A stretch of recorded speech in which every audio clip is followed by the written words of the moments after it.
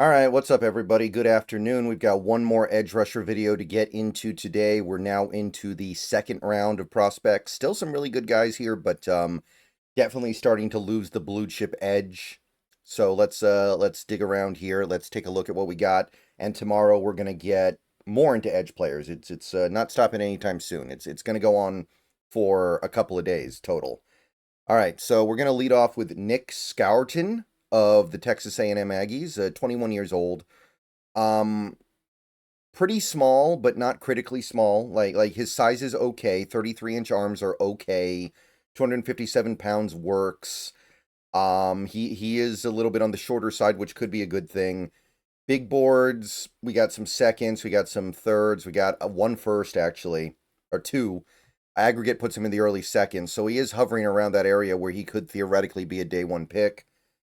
Production the last 2 years has been very good. 29 tackles for loss on 87 total tackles. High percentage of his plays are in the backfield, 15 sacks. Um, Good chunk of pressures as well, almost 80 pressures combined over the last 2 years. Really good PFF grades. Positives about Scourton: movement skills in open space are excellent. I think he has a good understanding of how to change direction. He's got a good ability to be reactive to what is going on in front of him so he doesn't let plays get away from him. He does have some nice pass rush moves. He does have the ability to whip out some genuine pass rush wins with, things like arm under, things like an arm over, things like a spin, things like, counters. He knows how to stack those moves together as well to get quick wins. So he is a skilled pass rusher. He is more powerful than you would expect for a smaller player. He does have some strength and power to him. So there is definitely some ability on his part to win with strength as well. He's skilled with his hands as well. Just generally speaking, he knows how to use his hands to win engagements. He knows how to use them to smack the player out of the way so he can score a quick win. He's slippery to block as well. It's hard to get a clean hit on him. It's hard to get a clean block on him. He just kind of slides through. Now, his small size, or kind of sort of small size, does come back to bite him against the run. He doesn't hold up against the run very well. I don't know how much of his strength and power will translate well in the pro game. He may end up getting washed out a little bit. It kind of depends on where he is, right? If you're playing him on the line, it's a little bit tougher, but if you're playing him in a 3-4 edge role, should be more workable. He doesn't have upper level quickness in his rush. He doesn't have that first step agility, that first step shooting out of the box, getting into his pass rush stuff that you look for. So he's not the quickest guy. And his arms are okay, but they're not long enough to win. They're not a complete disadvantage, but 33-inch arms are typically not going to be something that gives you an advantage in these trench battles. So I don't think he's going to be a star. I don't see enough high-level traits here for him to become a star. The main thing I like about him is that he's 21 and he already has a pretty advanced bag of pass rush moves, which could mean he has kind of a lower ceiling to get better. But I do think it'll make him valuable out of the box, and I think it'll make him have a pretty decent career. I'm not too worried about Scourton being some kind of a bust. I think he will at least have a valuable role. I think early second round is probably about right. I'm a little bit, I don't know, I was a little bit put out because I don't see much star potential here, but I think he'll be a solid player. And there's value there. I think that he has a very good chance of being that solid player as well. I think there's a relatively high floor here. So I'd go early second round on Scourton, and that's about it there. Moving along to our next player here, Landon Jackson. Landon Jackson of Arkansas.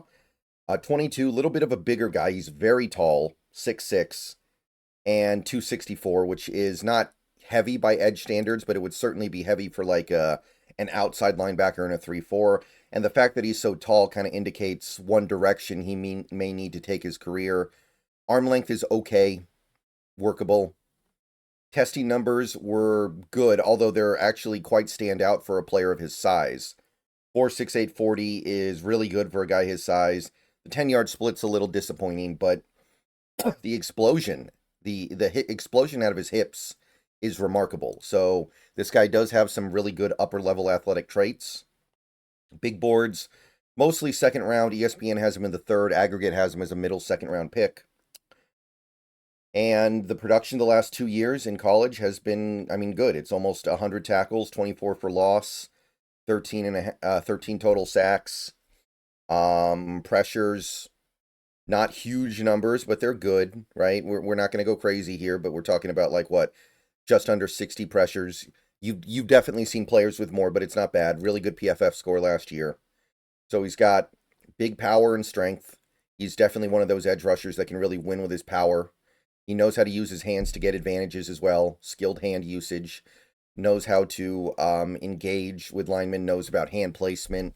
Knows how to put together some knows how to put together some wins there. He can twist inside and win engagements against interior offensive linemen. That's going to be something that I think he brings to the table in the pros. He'll be able to do those twists and maybe even do some sliding inside.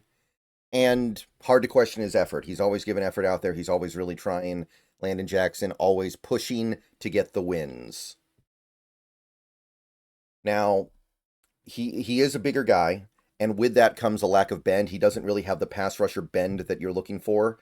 He has pretty decent first step quickness, I guess. It's not terrible, but his bend is weak, so he's not really going to be able to get underneath a tackle and win like that. He's not going to be able to get the rush up to its kind of peak and then turn the corner quickly. So that's going to limit his value.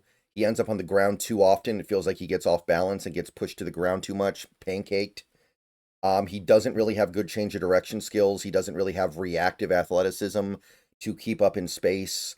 So this might be more of a 4-3 end. And honestly, part of me wonders if he should just add some weight and become like a 4-eye or even a 3-tech. Like this is atypical, right? A 6'6" edge rusher. You might be tempted to say just have that guy throw on some weight and be an inside rusher. He's a little labored and segmented when trying to deploy his pass rush moves. They're not as effective as you would like. So that's something that might be a little bit harder to teach, right? It's one thing when you don't have pass rush moves. It's another thing when you have them and they're just a little too slow moving to really be effective. So I think he'll be good in a 4-3 defense, but probably only a 4-3 defense. He's even in that capacity, though, it's a little bit non-traditional. Maybe 5-tech would work. Maybe 5-tech would be about what you're looking for. Part of me almost wonders if, yeah, maybe he should put on some weight and become like an undersized 3-tech. He has the frame to add plenty of weight. He's very lean. So part of me is like, just throw weight on and become a 3-tech. I'd go early third rounder for now. If I had a lot of confidence that he could make the move to 3-tech after putting on weight, I'd put him higher. But I'm a little bit down on this one. I'm early third round here. I think that as a defensive end, it's shaky. So that's my take on Landon Jackson. One more guy for this video and one more guy for today is JT Tuimoloau of Ohio State. JT, the national champion. JT. I'm not going to try to pronounce his last name again. I already probably messed it up. 22 years old. Good size. He's well sized for a player playing the edge. Has the size of a guy you'd expect with his hand in the dirt for the most part. Decent arm length, almost 33 3/4 inches. Pretty good. Big hands. Big boards, mostly second round, little bit of third, aggregate, middle, second.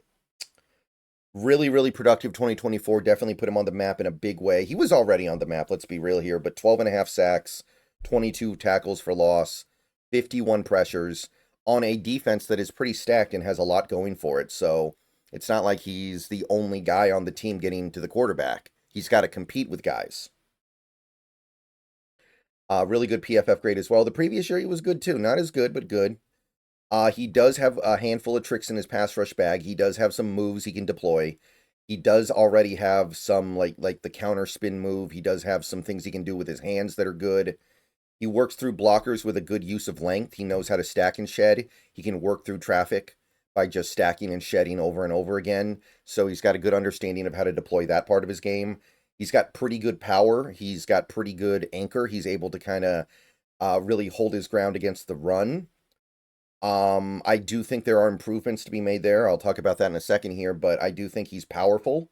He can get to the quarterback with raw strength and power as well. He's got a nice effective bull rush that he can deploy, so he's going to win on power. Now, he's going to win on power, but he's not going to win on speed so much. He doesn't really have bend around the corner. So you're not going to be looking to him to really just shoot the outside edge and get around the tackle to get to the quarterback. It's going to happen more gradually. It's going to happen through people rather than around people. And that lack of bend is just kind of a big deal, especially when you're talking about a 3-4 outside linebacker, I think. He doesn't get low enough to actually effectively anchor down. He needs to learn how to sink his hips to really deploy his strength to hold up against the run more. I think that it's a simple improvement to make, but it has to happen. I think he's got to add more to his pass rushing repertoire to get ahead. He's not fast or quick enough or explosive enough to win on speed, so he's got to win on skill. So I need to see more in his pass rush bag in the coming years. And he doesn't have great lateral agility, so I don't know about his playmaking ability. He'll probably have opportunities to make plays and lose them at the last second because he just can't quite keep up. So I'd say his effectiveness as a playmaker is a little bit in question. Sorry about my dogs. We almost got through this video without that happening. So he's a pretty good all-around player. I think that he clearly belongs in a certain kind of defense, and I think he has improvements to make, and I think there are some areas where he'll never be great, but if you deploy him properly in the right scheme, in the right defense, in the right role, I think he'll be good. So middle second round does hit about right for me. I'm liking this guy a little more than Landon Jackson. I think that there's a little bit of a floor here. I think there's also a little bit of a higher ceiling, even if I still don't think JT is going to be a star in this league. So those are my first batch of day 2 edges. Let me know what you guys think down below. I'll see you guys, well, probably tomorrow. I don't think I'm going to do another video today. See you guys tomorrow. Go Hawks. More edge rushers tomorrow. Everyone have a great day. More stuff coming very soon.